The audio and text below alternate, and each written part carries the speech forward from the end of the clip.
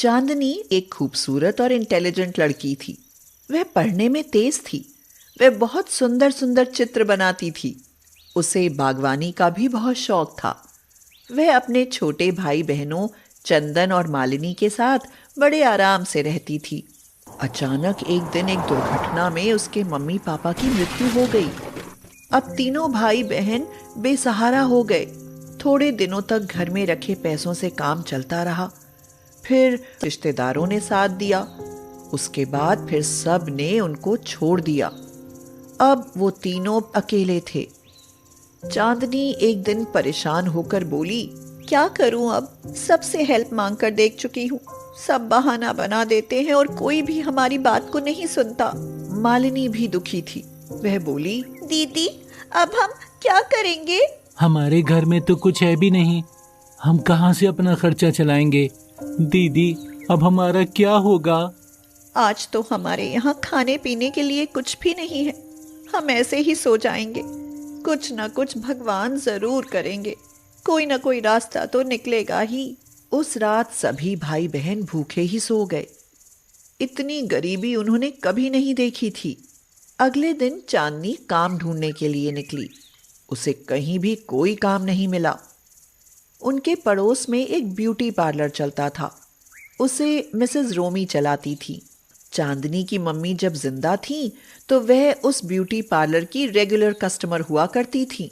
Mrs रोमी को उन बच्चों पर दया आई और वह चांदनी से आकर बोली, बेटी Chandni, you are a brave girl. तुम तो बहुत इंटेलिजेंट हो।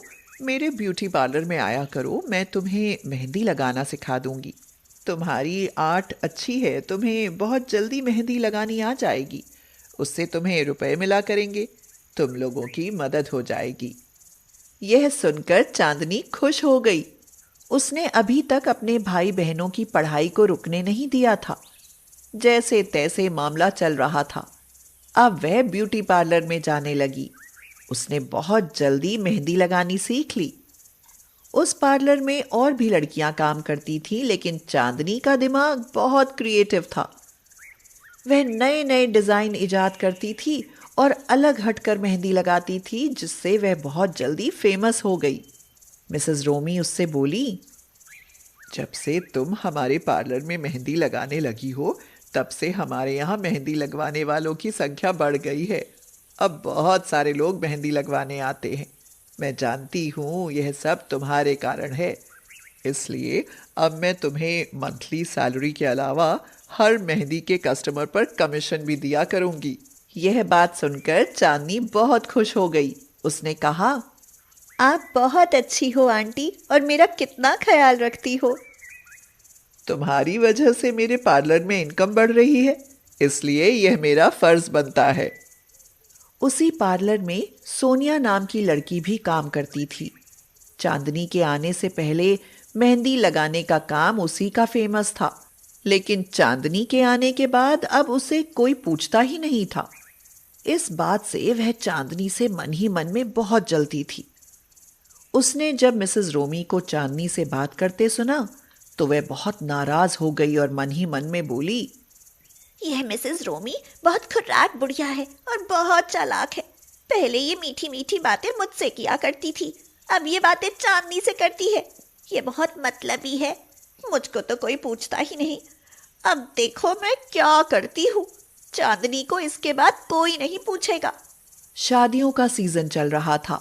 ब्यूटी पार्लर के बाद घर आने के बाद भी चांदनी के घर पर औरतों की भीड़ लगी रहती थी, जिससे चांदनी की खूब इनकम होने लगी थी। सोनिया के मन में तो ईर्ष्या और जलन की आग लगी हुई थी। वह चांदनी को मजा चखाने की सोच रही थी। उसने सोचा, मैं इससे पहले दोस्ती करती हूँ। जब इसको मुझ पर विश्वास हो जाएगा तब मैं इसको ऐसा झटका दूंगी कि जिंदगी भर याद रखेगी। हाँ, फिर इसके सारे कस्टमर मेरे पास आएंगे और मेरी ही धूम मच जाएगी। अपनी योजना के अनुसार उसने धीरे धीरे चांदनी के साथ दोस्ती बढ़ानी शुरू कर दी। वह उसके लिए रोज अच्छी अच्छी खाने की चीजें लाती। उससे कहती, लो चांदनी, आज मैं तुम्हारे लिए चाउमीन लाई हूँ। कभी उसको अपने साथ शॉपिंग करने के लिए ले जाती और कोई ना कोई चीज उसको खरीद कर दे ही देती और कहती, देखो मैंने तुम्हारे लिए टॉप लिया है, देखो देखो कितना अच्छा है। चांदनी तो भोली भाली थी। वह सोनिया की योजना से अनजान थी। उसकी बातों में आकर मन ही मन में उसको वह बहुत मानने लगी थी। एक दिन चांदनी बोली, मुझको चेहरे में हल्की हल्की जलन लग रही है, शायद एलर्जी हो गई है। चलो मैं तुम्हें दवा दिलवा देती हूँ। सोनिया ने उसको एक क्रीम लाकर दी और कहा, यह क्रीम तुम लगाना, इससे बिल्कुल ठीक हो जाओगी। मुझको भी एलर्जी हो गई थी, मैंने यही क्रीम लगाई थी। चांदनी उस क्रीम को ले आई और उसने अपने चेहरे, हाथों और पैरों पर उसे लगा लिया। थोड़ी ही देर में उसे तेज जलन पड़ने लगी। उसके चेहरे, हाथों और पैरों पर फफोले पड़ गए। वह दर्द के मारे रोने चिल्लाने लगी। चंदन और मालिनी बहुत डर गए। वह घबरा कर कहने लगे, ये क्या हो गया है दीदी? ये तो तुम्हारे फपोले पड़ गए हैं। तुम अभी डॉक्टर के पास चलो चलो। वे दोनों उसे डॉक्टर के पास लेकर गए। डॉक्टर ने बताया, इस क्रीम में बहुत नुकसानदेह केमिकल मिला हुआ है। इनकी स्किन के फपोले ठीक होने में बहुत दिन लग जाएंगे। उसी रात चांदनी को दर्द के कारण तेज बुखार हो आया। उसका समाचार सुनकर सोनिया बहुत खुश थी, लेकिन उसकी उम्मीदों पर पानी पड़ गया। पूरे दिन उससे कोई भी कस्टमर मेहंदी लगवाने नहीं आया। सभी लोगों ने साफ मना कर दिया।